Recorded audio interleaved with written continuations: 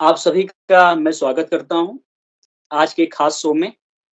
तो जो आज का पॉडकास्ट होने वाला है, उसकी जो अतिथि हैं, उनका नाम है शिवानी और वो उत्तराखंड से बिलॉन्ग करती हैं और ये यूपीएससी एस्पिरेंट भी हैं और ये लगभग कई महीनों से तैयारी भी कर रही हैं। इनसे जानेंगे बहुत कुछ चीज़ों के बारे में। ये वीगन हैं चूँकि मैं पॉडकास्ट इसलिए लेता हूँ, चूँकि मैं चाहता हूँ कि इस मंच पे बहुत सारे वीगन्स आएँ और अपनी विचार को यहाँ पर प्रस्तुत करें। और इनसे जानेंगे कि ये वीगन कैसे बनी, प्रेरणा इनको कहाँ से मिली और बहुत कुछ चीज़ों के बारे में। कुछ आगे बढ़ें तो बात करें कि ये आचार्य प्रशांत को भी सुनती हैं और साथ ही साथ ये बहुत सारे विचारों से प्रभावित भी हैं, जैसे वीगनिज़्म, मिनिमलिज़्म, एंटीनेटलिज़्म। तो सारा दिन मैं ही नहीं बोलूँगा, मैं चाहूँगा कि इनसे भी कुछ पूछा जाए। तो मैं चाहूँगा कि शिवानी जी खुद बताएँ कि वो वीगन कब बनी और प्रेरणा कहाँ से मिली? और थोड़ा-सा परिचय जो मुझसे छूट गया हो, उसको भी यहाँ पर पूर्ण करें। तो शिवानी जी, स्वागत है आपका। नमस्कार। मैं उत्तराखंड से हूँ बेसिकली और मैं अभी प्रयागराज में रहती हूँ तैयारी के लिए यूपीएससी के लिए और मैं वीगन 2022 की स्टार्टिंग कुछ मंथ्स मुझे लगे 2-3 महीने तब वीगन बनना शुरू किया। इसकी प्रेरणा मुझे आचार्य प्रशांत जी से ही मिली। आचार्य प्रशांत जी की एक वीडियो देखी थी। उन्होंने उसमें बताया था कि गाय का जो दूध है, उसमें कितनी क्रूरता है। जो डेयरी फार्म्स हैं वो सब और लेदर इंडस्ट्री और ये सब आपस में कनेक्टेड हैं। तो और जो बीफ इंडस्ट्री है, तो ये तीनों एक ऐसे ट्रायंगल बनाते हैं, डेयरी और बीफ इंडस्ट्री और लेदर इंडस्ट्री। तो उसमें वो वीडियो जब मैंने सुनी, उन्होंने उसमें ये भी कहा कि कि जो डेयरी फार्म है उसमें बहुत बुरी तरीके से गाय के साथ व्यवहार होता है और कहा कि दूध का रंग लाल है और उन्होंने कहा कि इसके अलावा अपराध हर जगह है। तो उसको सुनने के बाद मैंने थोड़े टाइम में सोचती रहती थी अगर मैं दूध ले भी रही हूँ घर वालों के दबाव में, तो तब घर पे थी मैं तब लॉकडाउन के समय। तो मैं हमेशा यही सोचती रहती थी, मुझे अंदर बहुत गिल्ट रहता था। उसके बाद मैंने दूध छोड़ दिया था। फिर बाकी वीगन शब्द मैंने सुना नहीं था, लेकिन जहाँ उन्होंने बताया कि क्रूरता हर जगह है, तो मैंने हर जगह से मतलब वो प्रोडक्ट्स को यूज़ करना छोड़ा। जैसे कि अगर मैं शैम्पू यूज़ कर रही हूँ, अगर उसमें एग है या कर्ड है, वो मैं नहीं यूज़ करूँगी। उसके अलावा अगर कोई फेशियल क्रीम है, उसमें अगर दूध है या अगर मैं सोप यूज़ कर रही हूँ, उसमें हनी है। तो ऐसे-ऐसे करके देखा कि कितने प्रोडक्ट्स हैं, जहाँ हर जगह क्रूरता है, एनिमल्स का ही प्रोडक्ट हम ले रहे हैं, उनको मार के और बस अपने यूज़ के लिए कंज़्यूम मतलब ऐसे करते जा रहे हैं, जबकि हमारे पास दूसरे सब्स्टिट्यूट हैं। तो मैंने ये नहीं सोचा कि मेरे को इसके बदले में क्या यूज़ करूँगी, बस देखा कि यहाँ क्रूरता है, तो मैं इसे नहीं यूज़ करूँगी। मतलब अगर मैं कोई चीज़ खा रही हूँ और उसमें क्रूरता है, तो नहीं चाहिए ऐसा शरीर कि जिसको जहाँ जो क्रूरता करके बने। तो ऑप्शंस हैं, तो इसीलिए मैंने सोचा कि वीगन बनना ही मतलब एक इंसानियत निभाने का एक प्रयास है। तो यही था। बिल्कुल, बिल्कुल। तो ये सब चीज़ सुनने के बाद कहीं न कहीं ऑडियंसेज़ में ये बात आ ही रही होगी कि जब आप वीगन बनी तो बहुत सारे ऑडियंस होते हैं जिनको पता नहीं होता कि वीगन होता क्या है? और जब आपने ये क्रूरता की बातें बोली कि जो प्रोडक्ट हम लोग दैनिक जीवन में प्रयोग करते हैं, उनमें भी क्रूरता है। तो जैसे आपने शैम्पू का त्याग किया कुछ और भी प्रोडक्ट्स के आपने त्याग किए हैं। तो इससे ये बात समझ में आती है कि प्रोडक्ट में भी क्रूरता निहित है। तो कहीं न कहीं लोगों के मन में आ ही रहा होगा कि ये वीगन शब्द क्या है और इसकी फिलॉसफी क्या है? तो वीगनिज़्म के बारे में थोड़ा-सा प्रकाश डाल दीजिए। हाँ, जो वीगन शब्द है इसका मतलब ये प्योर वेजिटेरियन होता है इसका मतलब। अ, प्योर वेजिटेरियन वेजिटेरियन से अलग है। इसमें वेजिटेरियन हम बोलते हैं कि बिल्कुल शाकाहारी, इसमें कोई पशु उत्पाद यूज़ करते हैं, लेकिन फिर भी उसको बोलते हैं कि ये इसमें क्रूरता नहीं है। लेकिन ऐसा नहीं है, जो वेजिटेरियन है उसमें भी क्रूरता है। तो प्योर वेजिटेरियन वो है कि हम कम से कम मतलब जितना हो सके उतना हम एनिमल्स के प्रोडक्ट का यूज़ नहीं करते हैं। जैसे कि दूध है या कोई भी और भी डेयरी प्रोडक्ट्स हैं, और चाहे वो हनी हो या कोई भी, या लेदर, तो एनिमल या रेशम है, तो एनिमल्स के प्रोडक्ट का जो कंज़म्पशन है, वो ना हमें खाने में करना है, ना ही पहनने में करना है। यही है। मतलब आदमी को अपने खान-पान, रहन-सहन, पहनावा इन सब चीज़ों में क्रूरता का त्याग करना ही वीगनिज़्म की फ़िलॉसफ़ी को पालन करना है। तो शिवानी जी, हम लोग की मुलाकात एक एक्टिविज़्म में हुई थी। बोट इवेंट था वाराणसी में, आप वहाँ पर आई हुई थी और आपने अपना कीमती समय निकाल कर के वहाँ समय दिया। चूँकि कंपैशन की बात होती है, करुणा की बात होती है कि जानवरों के लिए कुछ करना है। तो अपने व्यस्ततम दिनचर्या में से भी आपने करीब 1 दिन का समय निकाला था। तो वहाँ से बहुत सारे लोगों को आपने प्रभावित भी किया। वहाँ पर आपने लोगों से बातें की, लोगों ने आपको सुना भी, तो लोग आपसे प्रभावित भी हुए। तो वहाँ पर कई लोगों से बात करके और फिर जब हम लोगों से आपका परिचय हुआ, तो हमने ये देखा कि आप लोग अपने सोशल मीडिया पे बहुत ही बेहतर-बेहतर विचार पब्लिश करते हैं, निकालते हैं, पोस्ट करते हैं। तो देखने में ये बात आती है कि आप न्यूनतमवाद को फ़ॉलो फ़ॉलो करती हैं। जिसको मिनिमलिज़्म बोला जाता है और जो इसको फ़ॉलो करता है उसको मिनिमलिस्ट बोलते हैं। तो दूसरी बात ये भी है कि हमने ये देखा कि आप एंटी नेटलिज़्म को भी फ़ॉलो करती हैं। तो ये जो चीज़ें हैं मिनिमलिज़्म, एंटी नेटलिज़्म जो आप अक्सर पोस्ट करती हैं और कभी आचार्य प्रशांत की टीचिंग टीचिंग को भी, लर्निंग को भी आप वहाँ पर पोस्ट करती रहती हैं। तो हमें बताइए पहले कि मिनिमलिज़्म क्या है? फिर एंटी नेटलिज़्म क्या है? इन 2 चीज़ों के बारे में प्रकाश डालिए। सर, जो अगर वीगन की बात करें, ट्रू वीगन वही है जो साथ में मिनिमलिस्ट है और एंटी नैटेलिस्ट है। ऐसा क्यों? क्योंकि मिनिमलिज्म मतलब कि शब्द से ही पता चल रहा है कि मिनिमम यूज़ करना है, क्योंकि जितना अपनी ज़रूरत है। एक ज़रूरत होती है, एक मतलब एक आवश्यकता है, और दूसरा मन, तो मन तो कभी भरना है नहीं। तो वही है कि जितना हम कंज़्यूम कर रहे हैं, वो हमारी अगर नीड पूरी हो जाती है, तो उसके बाद अगर अगर हमारे पास 3 या 4 जोड़ी जूते हैं, तो 10 जोड़ी बनाने की ज़रूरत नहीं है। तो कोई भी और भी चीज़ें हैं, तो प्रोडक्ट्स मतलब क्योंकि हम जितना यूज़ करेंगे, फिर वो उतना कचरा बनेगा। तो जितना कचरा वो बनेगा, फिर वही आपने देखा होगा कि शहरों में ऐसे आउटसाइड जो एरियाज़, मतलब आउटस्कर्ट्स जो होते हैं अर्बन एरियाज़ के, वहाँ पे गार्बेज के हीप होते हैं। और उससे पता ही है, फिर मीथेन निकलती है, और वो सब चीज़ें ग्लोबल वार्मिंग का रीज़न है, ग्रीन हाउस गैसेस। और वो जो कचरा है फैक्ट्रीज़ में से भी निकलेगा, और हम जो यूज़ करेंगे उससे भी निकलेगा। जितना प्रोडक्शन, हमारी जितनी डिमांड रहेगी, जितना ज़्यादा यूज़ करेंगे, तो फैक्ट्री वाले उतना ज़्यादा, क्योंकि डिमांड और सप्लाई का पूरा साइकिल है। तो हम ज़्यादा अगर डिमांड करेंगे, तो उतना ज़्यादा वो सप्लाई भी करेंगे। अब सप्लाई होगा तो उधर से भी वेस्ट निकलेगा, और वो वेस्ट सीधा उनको जो है रिवर्स में या फिर ओशंस में डंप करना है। तो उससे अल्टीमेटली सभी को नुकसान होना है। ह्यूमन का तो होना ही है, और एनिमल्स को भी होना है, वो एक्वाटिक एनिमल्स को, मछलियों को, ये सारी चीज़ें होनी है। तो मिनिमलिज़्म इसीलिए वीगनिज़्म का पार्ट है, क्योंकि जो गार्बेज निकलता है उससे, उससे पूरे एनवायरनमेंट को दिक्कतें होनी ही होनी है। तो इसीलिए, और मिनिमलिज़्म कोई ऐसे ही नहीं बन हो सकता, उसके लिए एक स्पिरिचुअल पार्ट ज़रूरी है सीखना। स्पिरिचुअल मतलब यही कि हम जो है, आध्यात्म मतलब यही कि मैं कौन हूँ और मुझे क्या चाहिए, और जो मैं कर रहा हूँ, वो क्यों कर रहे हैं, और इसका परिणाम क्या होगा। तो इतनी सी बात है कि मैं कौन हूँ और मुझे जो चाहिए है वो क्यों चाहिए। तो अगर हम इतना सा सोचें, इस पार्ट को इंक्लूड करें, तो स्पिरिचुअलिटी इंक्लूडेड है, और तभी हम मिनिमलिज़्म के बारे में सोच सकते हैं।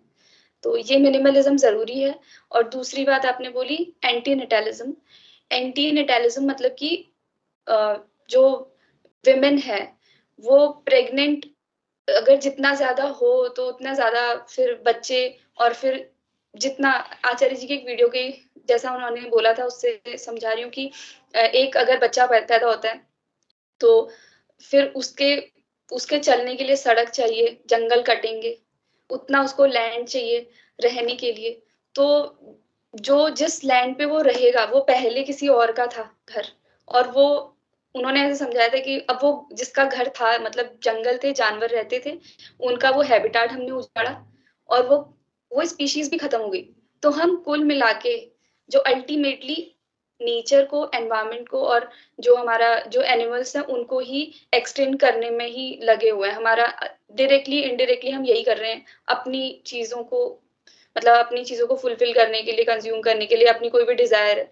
तो एंटीनेटालिज़्म इसीलिए ज़रूरी है कि जो अ, बर्ड्स इतना ज़्यादा जो है, ना ही दें, मतलब बिना बच्चे के ही रह लें, अपनी ज़िंदगी ढंग से जी लें। और मेरा मानना तो ये है कि अ, आप अगर किसी के साथ रह रहे हो, आपका पार्टनर या आपने शादी करी है, तो एक उसी रिश्ते को अच्छा निभा लें। तो जो दुनिया में है ही नहीं, उसको क्यों लाना है? उसके बारे में क्यों सोचना है? तो उसी को निभा ले ठीक से। और अगर इतनी ममता जाग रही है, मेरा पर्सनल विचार है कि अगर इतनी ममता जाग रही है कि भई बच्चा होना चाहिए वो, तो बहुत बच्चे हैं जो अनाथ हैं, तो वहाँ से उनको कर लें, अडॉप्ट कर लें। तो मुझे लगता है एक ज़िम्मेदारी वहाँ वैसे निभा सकते हैं। और इससे कुल मिला के एक मिनिमलिज़्म और एंटीनेटालिज़्म, ये दोनों, और वीगनिज़्म की जो प्रैक्टिसेज़ हैं, उसको अगर मिला दें, तभी एक ट्रू वीगन हो सकता है कोई। हुँ। उसकी फ़िलॉसफ़ी एंटीनेटलिज़्म की फ़िलॉसफ़ी बोलती है नेगेशन ऑफ प्रोक्रिएशन। मतलब वो उस चीज़ को नेगेट कर रहे हैं कि मतलब बच्चा होना भी उतना मतलब आवश्यक नहीं है। और एक मतलब फ़िलॉसफ़र थे, उन्होंने एक बात बोली थी कि अगर 2 सिनेरियो लेके चला जाए। एक सिनेरियो ये है कि एक बच्चा जीवन में आ गया है, एक बच्चा जीवन में नहीं है। तो ये कह रहे हैं कि जो बच्चा जीवन में है, अगर उसको सुख मिलेगा, अगर उसको हैप्पीनेस मिलेगा, तो उसको माना जाएगा अच्छा है। फिर उसको दुःख मिलेगा, तो माना जाएगा वो बुरा है। यानी उसके साथ अच्छा-बुरा दोनों हो रहा है। एक तरफ क्या है कि जो बच्चा पैदा नहीं हुआ है, उसके साथ क्या है, उसको सुख नहीं मिलेगा, तो ये नॉट बैड, मतलब वो बुरा नहीं है, ना अच्छा है, वो न्यूट्रल है। लेकिन उस बच्चे को दुःख भी नहीं होगा, तो इसका मतलब ये है कि ये अच्छा है। तो सब मिला कर के इधर का जो साइड है, जो बच्चा पैदा नहीं हुआ है, वो जीत जाता है। हुँ, हुँ, हुँ। क्योंकि इस सिनेरियो में एक अच्छा भी होता है, एक बुरा भी होता है। इस सिनेरियो में एक न्यूट्रल बात है कि सुख नहीं मिलेगा, लेकिन दुःख भी नहीं होगा, तो अच्छी बात। इसलिए बोलते हैं कि ना होना ही मतलब ये उनके हिसाब से है, ठीक है? तो अब हम लोग कुछ अगला प्रश्न करना चाहेंगे, जैसे कि सोशल मीडिया के माध्यम से, आपके अपने इंस्टा के माध्यम से आप अक्सर लोगों को अवेयर करती रहती हैं अहंग वृत्ति के बारे में, कभी आप गीता की कुछ चीज़ों के बारे में आप लगा देती हैं और भी बहुत सारी चीज़ हमने देखे जैसे कि अ, अद्वैत वेदांत के बारे में पोस्ट करती हैं और स्त्री नामक पुस्तक की हम लोगों ने एक बार पोस्ट देखी थी आपके अ अ, व्हाट्सएप स्टेटस पे भी। तो मैं चाहता हूँ कि ये सब चीज़ें जो हम लोग देखते हैं सही से मतलब पूछ नहीं पाते, जिज्ञासा अंदर रहती है। तो बताइए कि आजकल इतना ज़्यादा अध्यात्म में जा कर के और इतनी सारी पुस्तकें पढ़ के क्या कर रही हैं? सब कहाँ से आ रहा है? कुछ हम लोग भी बताइए। अ, आचार्य जी ही एक स्रोत हैं। वो मतलब मैं भाग्यशाली मानती हूँ अपने आप को कि मैं उनसे कनेक्ट मैंने अपने आप को किया। मतलब कि मैं उनसे जुड़ी, तभी मैं आध्यात्म की लाइन में आने की कोशिश कर रही हूँ। मैं हूँ नहीं कह सकती, मैं कोशिश कर रही हूँ अपने आप एक ज़िंदगी आध्यात्मिक जीऊँ। ये वर्ड बहुत बड़ा लगता है कि अध्यात्म, कुछ नहीं है, मैंने पहले भी बोला कि खुद को जानना और हम क्या कर रहे हैं और इसका परिणाम क्या होगा। तो होश में करना है जो करना है, बस इतना है। तो इसकी मैं मतलब यही है कि वो यूट्यूब पे तो हैं, लेकिन कौन उनको सुन रहा है, कौन नहीं, वो खुद की चॉइस है। तो ये चॉइस बनाना बात है। तो मैंने चॉइस बनाई कि मुझे एक हाँ, यहाँ से एक स्रोत है कि मैं स्पिरिचुअलिटी की तरफ जुड़ूँ। तो मैंने इनको सुनना शुरू किया था लॉकडाउन के टाइम पे, क्योंकि घर पे सब परेशान होते हैं जब इकट्ठे ज़्यादा लोग होते हैं, तो कुछ चीज़ें चैलेंजिंग थी, वहाँ से सुनना शुरू किया। ऐसा नहीं है कि सिर्फ़ वही बातें थी कि घर की कुछ चीज़ें, बाकी मुझे भी एक स्पिरिचुअलिटी की खोज थी, मैं कह सकती हूँ, क्योंकि बचपन से ही मैं ये सोचती थी कि मतलब मेरा धर्म हिंदू नहीं है, और क्योंकि मैं सोचती थी कि इसमें तो बहुत सारी ऐसी-ऐसी कमियाँ हैं। तो बचपन से जब 6th-7th में थी, मैं बुद्धिज़्म की तरफ जब से गौतम बुद्ध के बारे में जाना, तो वहाँ से मैंने थोड़ा सोचा कि स्पिरिचुअलिटी के बारे में कि भई जीवन एक दुःख ही है। उनके जो सेंटेंस थे वो मैं हमेशा दिमाग में रखती थी, और मुक्ति, ये जो मोक्ष, ये जो वर्ड हैं, मैं इनको हमेशा जानने की कोशिश करती थी। लेकिन एक सही मीडियम नहीं मिलता था कि कहाँ से मैं इसको पता करूँ। तो आचार्य जी की वीडियोज़ मैंने सुनी, और वो वुमेन एम्पावरमेंट के बारे में हमेशा कहते हैं कि वुमेन जो औरत है उसको फाइनेंशियली स्टेबल, सेल्फ डिपेंडेंट होना बहुत ज़रूरी है। तो ये मेरा आचार्य जी शुरू थे। फिर मैंने धीरे-धीरे अ, उनकी मतलब वीडियोज़ यही शॉर्ट्स से शुरू किया, फिर वीडियोज़ देखे, और फिर उसके बाद अ, किताबों की तरफ थोड़ा गई। तो स्त्री एक किताब है, वो काफ़ी अच्छी किताब है, सभी को पढ़नी चाहिए। और उसके अलावा 1-2 किताबें और हैं जो मैंने थोड़ा शुरू की पढ़नी, और गीता का जो सत्र है, उनकी तरफ मैंने ध्यान दिया जब लोगों ने मुझे एडवाइस किया। तो ऐसे हुआ। बाकी जो मैंने उनसे चीज़ें सीखी हैं, अगर मैं वो कहूँ, तो ये जो मिनिमलिज़्म और एंटीनेटलिज़्म है, ये टर्म्स तो मुझे ऐसे नहीं पता थे, लेकिन हाँ, मैं बचपन से ही मिनिमलिस्ट थी। मैं वेस्ट नहीं करती थी चीज़ें, और वो एक जो अपनी नीड वाला है, वो मैं रखती थी कि इतना ही करना है, ज़्यादा वेस्ट क्यों? वो अपनी चाहे उसका मेरे उसके पीछे मेरा थॉट कुछ और होगा, लेकिन आचार्य जी ने उसको एक दिशा दी कि ये है तो किसी कारण से, प्रकृति को बचाने के पर्पज़ से उसको जोड़ा, मतलब एक पर्पज़ बनाया उसके पीछे। और एंटीनेटलिज़्म में उसको एक औरत होने के नाते मैं ये देखती थी कि भई महिलाओं का जीवन बच्चा पैदा करके वही सब करना, ये क्या जीवन है? तो वो मेरी सोच थी, लेकिन आचार्य जी ने इसमें और चीज़ें ऐड करी कि भई ये वीगनिज़्म, और वो वही ट्रू वीगन वाला, तो ये उसको पूरा कर रहा है। तो एंटीनेटलिज़्म, तो इसको एक स्ट्रॉन्ग उन्होंने किया। और उसके अलावा वुमेन एम्पावरमेंट का वही बात है। उसके अलावा मुझे रिश्तों के बारे में थोड़ी समझ वहाँ से मिली कि चाहे वो कोई भी रिश्ता हो या दोस्ती हो, किसी भी टाइप का, अपने घर-परिवार में भी, तो जितना जगह जगह झूठ है, वो सब थोड़ा उन्होंने जगाया। और एक रिस्पॉन्सिबिलिटी, एक सेंस ऑफ रिस्पॉन्सिबिलिटी आया कि मतलब सिर्फ़ इतना ही नहीं है, खुद खुद ही तक नहीं कि हम तो वीगन हो गए, और हम तो सोच रहे हैं मिनिमलिज़्म ज़रूरी है, जानवरों को बचाना ज़रूरी है, और एनिमल एक्टिविज़्म ज़रूरी है। मतलब लेकिन ये लोगों को बताना भी बहुत ज़्यादा ज़रूरी है। तो एक रिस्पॉन्सिबिलिटी, चाहे वो जानवर हो और इंसान हो, ऐसा नहीं कि वीगन है तो सिर्फ़ जानवरों की तरफ ध्यान देना है। अगर दया है तो वो सबके लिए होनी चाहिए। अगर सड़क पे कोई आदमी चल रहा है, वो गरीब है, तो ऐसा नहीं कि उसको ठोकर मार के चले गए, वहाँ जानवर को बचा रहे हैं। तो ये बात नहीं है, अगर दया है, प्रेम है, तो वो सब जगह दिखेगा। तो एक सेंस ऑफ रिस्पॉन्सिबिलिटी मुझे आई, और वही मेरा जो एम है, मुझे सिविल सर्वेंट बनना है। तो ये चीज़ के मतलब सिविल सर्विसेज़ के माध्यम से मैं उसको फुलफ़िल करने की कोशिश करूँगी। और तो एक जो रिस्पॉन्सिबिलिटी है, वो वो बताते हैं कि तुम एक आध्यात्मिक अगर इंसान बन हो, तो तुम तुम्हारी एक रिस्पॉन्सिबिलिटी है। तो उनकी कुछ लाइन्स हैं, मैं उससे बात समझाना चाहूँगी। वो कहते हैं कि आध्यात्मिक व्यक्ति को एक सक्रिय सांस्कारिक कार्यकर्ता होना ही पड़ेगा। चुप रहने की, मूक दर्शक बने रहने की कोई गुंजाइश नहीं है। जिस तरीके से हो सके, जितनी तीव्रता से हो सके, उठिए, आगे बढ़िए, धनुष उठाइए। आपका आध्यात्मिक मौन और झूठी शांति बहुत भारी पड़ रही है। तो ये उन्होंने आचार्य जी का कहना है।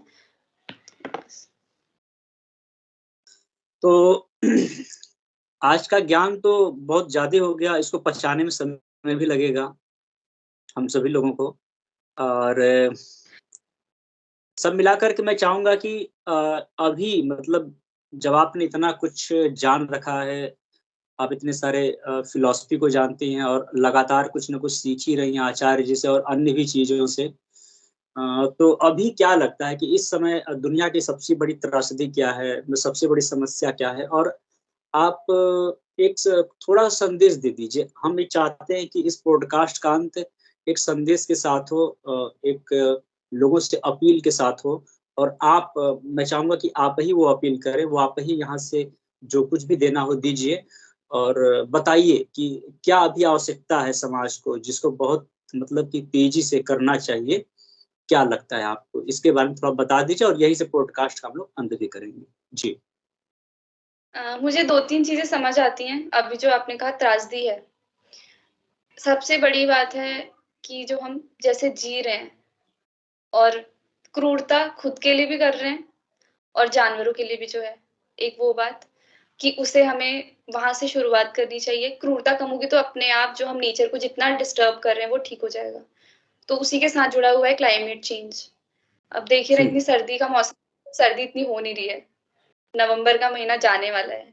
तो ये छोटी-छोटी चीज़ों में दिख रही हैं वो बातें, तो वही क्रूरता अगर कम होगी तो अपने आप क्लाइमेट चेंज, ये दोनों चीज़ें मुझे इम्पोर्टेंट लगती हैं और समाज की बात अगर है, तो उसमें वही है कि इंसान खुद से एक इंडिविजुअली हम अपने आप से शुरुआत कर सकते हैं। जितनी भी अगर हम अपराध देखते हैं या महिलाओं के प्रति या पुरुषों के प्रति बात बराबर की है, लेकिन देखते हैं कि महिलाओं की तरफ थोड़ा ज़्यादा है, क्योंकि एजुकेशन जो है उनको इक्वली है, लेकिन सिर्फ़ 18% जो वुमेन हैं, वो हायर एजुकेशन ले रही हैं इंडिया में, तो वहाँ हुँ, थोड़ा आंकड़ा कम है। तो एजुकेशन से हम थोड़ा बदलाव ला सकते हैं, लेकिन उसमें अगर स्पिरिचुअलिटी को इनकॉर्पोरेट करें, वेदांत को, तो मुझे लगता है कि वहाँ से सुधार हो सकता है। तो एक समाज और जो हम जैसे हमारे रिश्ते और जो अपराध हैं, वो यहीं से बदल सकता है, वेदांत की तरफ जाके। और उसके लिए सोर्स मुझे एक ही नज़र आता है, आचार्य प्रशांत जी हैं, उनके कोर्सेज़ हैं, उनकी वीडियोज़ फ्री हैं, वहाँ से हम शुरुआत कर सकते हैं। धन्यवाद आपको। मैं चाहूँगा कि अब हम लोग इस पॉडकास्ट का यहाँ पे अंत करें, क्योंकि जो भी आज जानने लायक बातें थी, आपने कर दी हैं और जब भी आवश्यकता पड़ेगा, इन फ्यूचर भी हम लोग यहाँ बैठेंगे और लोगों को कुछ न कुछ जानकारियाँ देते रहेंगे। धन्यवाद।